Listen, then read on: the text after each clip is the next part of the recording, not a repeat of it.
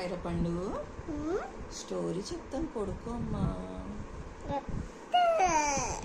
Please baby. ఏం story కావాలా ఐరాకి? టాటాయిస్ కావాలా? ప్లీజ్ బేబీ చెప్తాను ఆగైతే. Once upon a time. వద్దా? ఎందుకు ఎందుకు బేబీ?